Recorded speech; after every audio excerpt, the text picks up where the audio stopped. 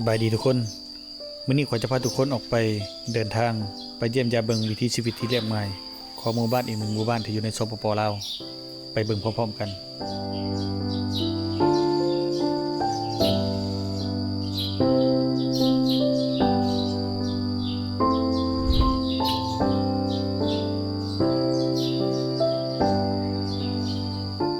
บางเทื่อความสุขก็บ่ได้อยู่ในเมืองใหญ่แต่อยู่ในหมู่บ้านน้อยๆที่ผู้คนยังใช้ชีวิตเรียบง่ายอยู่ท่ามกลางธรรมชาติสีเขียวที่โอบอ้อมหมู่บ้านแห่งนี้มีคลองสายน้ำน้อยๆไหลหล่อเลียบตามชุมชนซึ่งเปรียบเหมือนสายเลือดที่หล่อเลี้ยงชีวิตของผู้คนสองฝั่งคลองเต็มไปด้วยสวนผักและพืชสวนที่ชาวบ้านช่วยกันปลูกไว้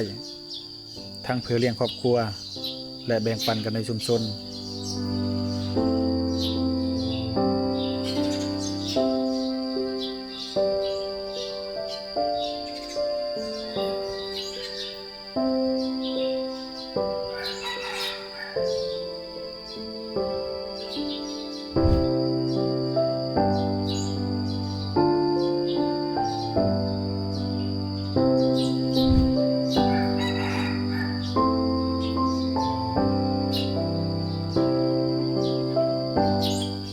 บ่ว่าเราสิไปอยู่แห่งหนใด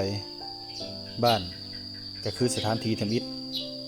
ที่เฮ็ดให้เราจะกลับมาเยี่ยมยามตลอดเวลา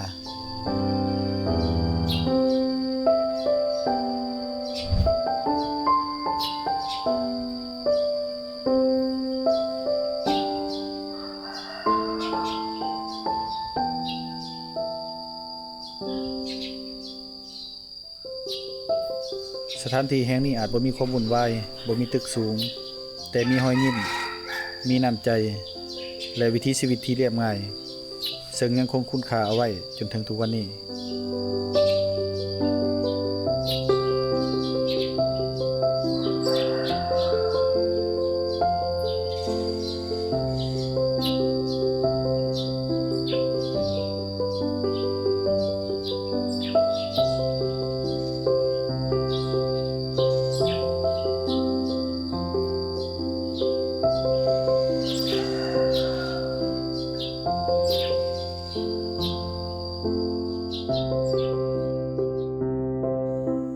ถ้าว่าเจ้ากำลังเบิ่งหาสถานที่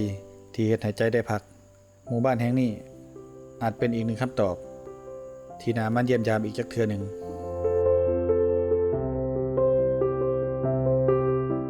บ้านหมองไข่เมืองไชภูทองแขวงสะวรรณเขตสปป.ลาว